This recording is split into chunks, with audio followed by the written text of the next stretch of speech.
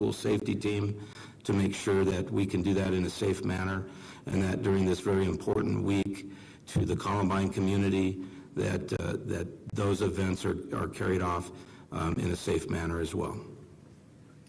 Thank you, Sheriff Schrader. I'd like to first address the breaking news on this issue by saying that we are relieved that the threat to our schools and community is no longer present. And I want to express deep gratitude to our partners in law enforcement, especially the Jeffco Sheriff's Office, for your vigilance in serving as guardians for the community's children. I also want to thank the Jeffco Public Schools staff for your professionalism, your commitment, and exemplary performance during this ongoing difficult period of time. I'm proud of you, and I appreciate you. I'm also deeply grateful for the support of the Denver metro area superintendents and other state leaders. While Jeffco was the epicenter of this threat, it extended across the whole metro area and affected us all. While this threat has been the most significant, it's not the only challenge facing our schools and our community in these days leading up to the Columbine anniversary.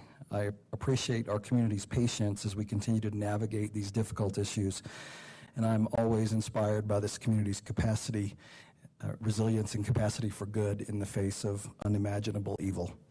Looking ahead, we're planning on returning to normal school operations tomorrow with heightened safety and security procedures and ongoing vigilance in the days to come. And the other events that were planned this weekend will continue as planned.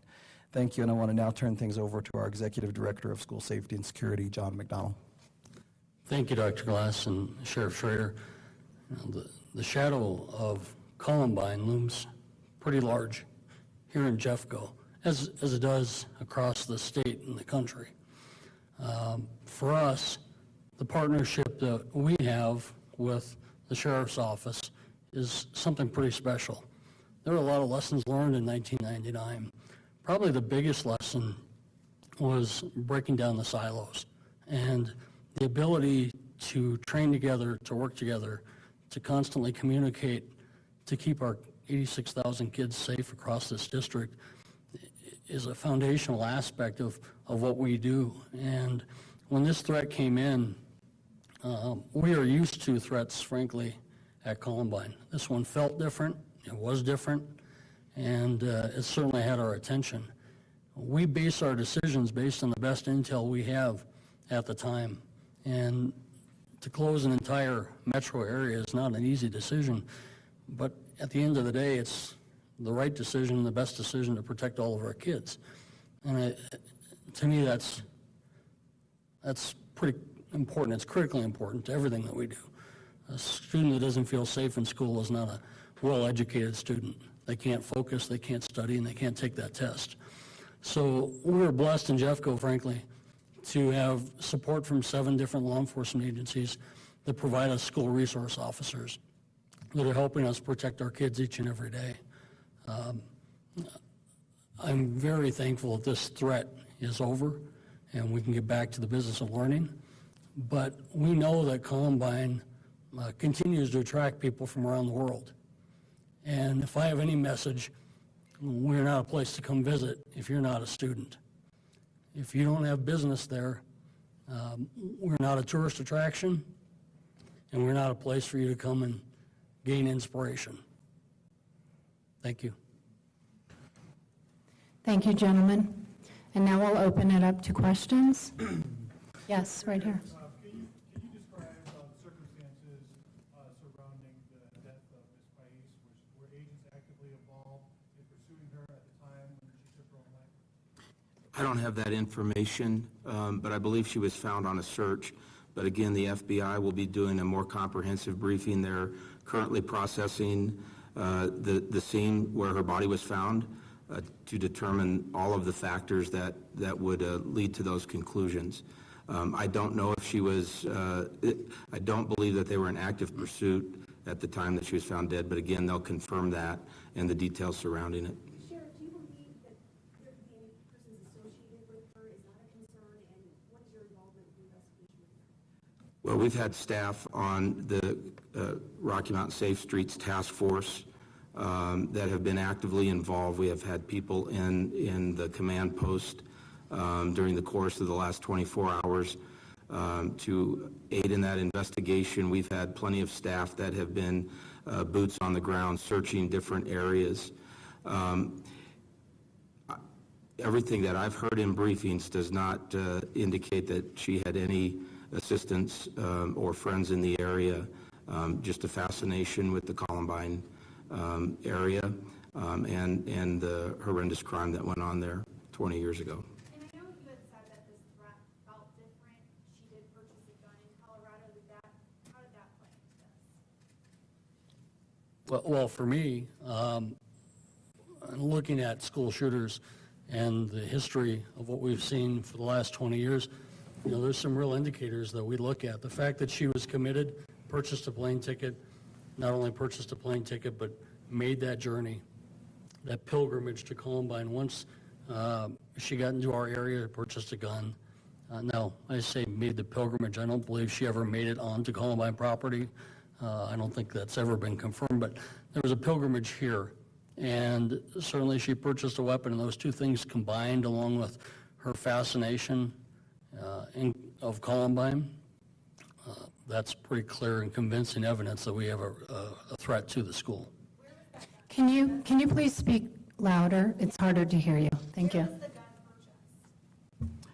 I'm not going to reveal the gun shop, but it was in the Littleton area, not too terribly far from Columbine. How do you know she was infatuated with Columbine? The reports that have been in briefings have indicated that she had made statements to friends, family, and some online type postings or communications. And before we take other questions, I also want to introduce Frank DeAngelis, who's the former principal of Columbine High School, who is here to answer any questions around connections to the historical Columbine events and then events related to the memorial this weekend.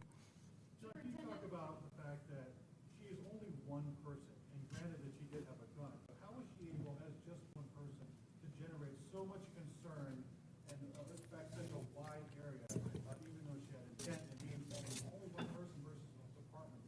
How can you talk about the logistics of heightening up the awareness for that? Well, I will say this, that we base all of our decisions on the intel that we have at the time. So from our perspective, the information that came into us, we made a decision based on what we need to do at Columbine. And then that extends to other areas within the Columbine articulation area to protect those immediate schools. Based on then further information that we were provided by law enforcement, we made decisions to place some of the mountain schools on lockout as well. So all of those decisions are not done in a vacuum or in a silo. It is constant communication back and forth, looking at what that threat is and having decision makers together. And we had good partners, mission partners that were looking at our entire school safety program and from school district. Now that extended out metro-wide when we were advised that the threat was not as specific to Columbine. However, in my mind, the fascination with Columbine, where she purchased the weapon, the fact that she made the journey here, for me, it's all about protecting our environment, our schools. That's how we made that decision. Yes, over here. Thank you. Was the purchase of the gun legal?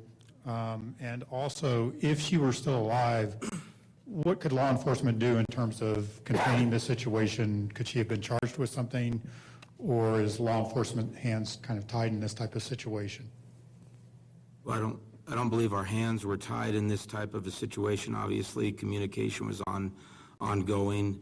Do I know what charges could necessarily have applied in this case? No, not without additional information. And there were prosecutors as well as many law enforcement officers involved in that communication.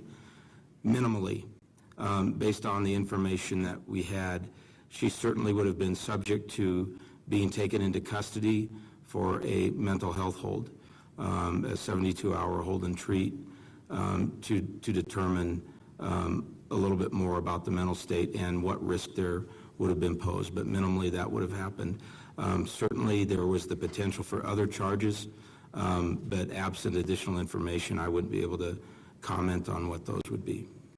Yes, over there, our person from the Post. Thank you. In addition to the additional security tomorrow, do you anticipate there's going to be any need for additional mental health support or counseling? Yes, after events like this, we typically deploy additional mental health support, counseling, make that available to our staff, our students, our families. Regrettably, this is not the only time situations like this have happened in Jeffco and in schools across the country. So it's a sad statement that we're becoming more used to handling situations like this, but we expect that there will be some grief and processing mental issues to contend with tomorrow. Thank you. Back there. Can you describe what you mean by heightened security tomorrow? Yeah, we will not disclose what exactly that looks like, but it will involve processes and procedures at buildings regarding entrance into schools, operations of the school during the day, release of students at the end of the day, additional patrols using camera systems. So without going into details, it might reveal our systems of support. It's those sorts of things. And, John may one. You will, students will see, as they typically do. We are all over schools all day long, so they're very used to seeing us, and they'll continue to see us, and they'll see additional patrols in the near future.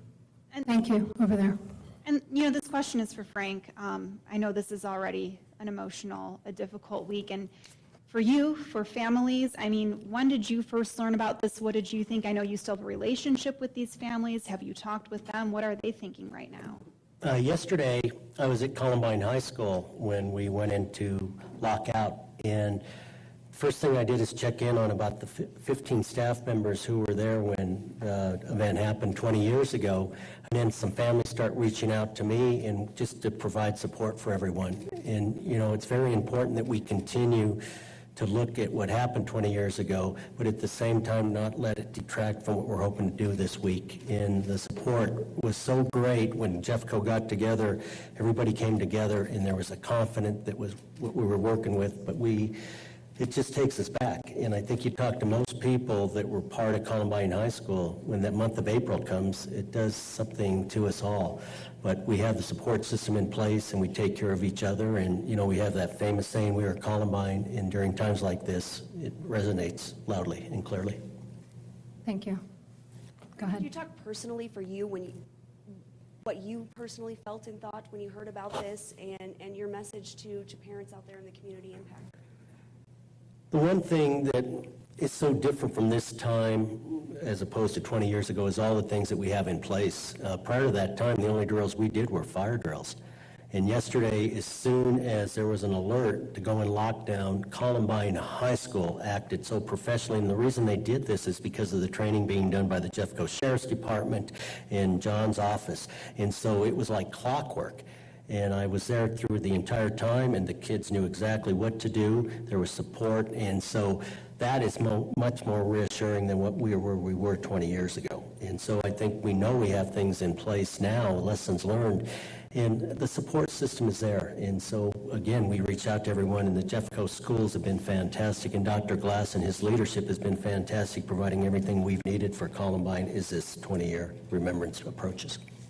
And Sheriff, I did just want to ask you the question about, was the gun purchased legally? And can you kind of explain the laws? A lot of people are asking, how she would be able to purchase a shotgun here in Colorado. Yeah, the things that I've been briefed on, all appearances are that the firearm was purchased legally. I'm sure that there will be some ongoing evaluation in that regard by federal law enforcement officers, perhaps with the ATF, but every appearance is that it was purchased legally. One of the requirements when somebody purchases a gun or obtains a concealed handgun permit in the state of Colorado is that their fingerprints, that information is run through the Colorado InstaCheck program. And so that would be a requirement and provide the gun seller the legal right to sell that gun to an individual based on the information that they have there. And could someone from the school speak to what the lead time was maybe when you found out about this potential threat and the seriousness of it and when action was taken? I received a call from law enforcement, and As soon as I had that call from task force agent that placed it, I immediately called our school resource officer at Columbine, and we began within a minute of taking action and making decisions. Can you describe the process with the other districts in the metro area? I've been here a long time. This is unprecedented to have hundreds of thousands of children affected by this. Can you describe that process? The Denver metro area superintendents coordinated closely on this. Of course, Jeffco was the epicenter of the threat, but as it was determined the threat wasn't specific to any one school, and we knew she was present in the metro area and clearly had developed means to move around from the airport into Littleton up to the foothills in the mountains. There was a concern that any of our schools could be targets until the situation was resolved. So we worked closely with law enforcement, the FBI, state law enforcement. The governor's office was involved. There were a lot of conversations, and collectively we stood together and made the decision to close all of the schools in the metro area today because of the threat couldn't be determined. We did begin thinking about if this were to continue, then what? So what would we be doing tomorrow and the next day, and how would we adapt as school leaders and as our school systems to meet this new challenge? So that work was happening as of half an hour ago. We were still working on what that would look like in the face of this new threat, and I believe that this may not be the first time we see something like this. These things, we see copycat versions of threats and actions more commonly, and so we are developing systems and procedures on how we will react to situations like this in the future. We don't know. We were working on what changes to what school looks like would have to happen for us to be open. We did not wish to have one person hold all of the schools in the Front Range or the whole state hostage. We wanted to have a reaction to that to allow learning and our children's development to happen. So it would have required different transportation procedures, different processes for kids coming into schools, locking systems, patrols, food service. I mean, it's complex, the amount of changes that would need to happen, but we were working that problem and thinking about how do we change what school looks like on a normal day to how school looks like under this threat. And we fortunately didn't have to execute that, but we've saved it all because we may have to come back to it at some point. I think it may be helpful to not only Jeffco Public Schools, but other school leaders in the state or perhaps the country that may face this situation in the future. Between 1999 and 2018, Colorado has experienced 8 school shootings. I think each of those school shootings that have occurred, we've learned a lot of lessons, and we're paying attention to what's happening around the country. So decisions that are made today are not decisions that we would have made in the past, and that's part of the learning. It's part of the training that we do each and every day. And in schools, we plan for 2 types of threats. We plan for the insider threat, potential student, and we plan for the outsider threat. So the practices, protocols, and programs that we have in place for the outsider threat came into play yesterday. You know, We have time for one more question. How did you become aware of her presence here in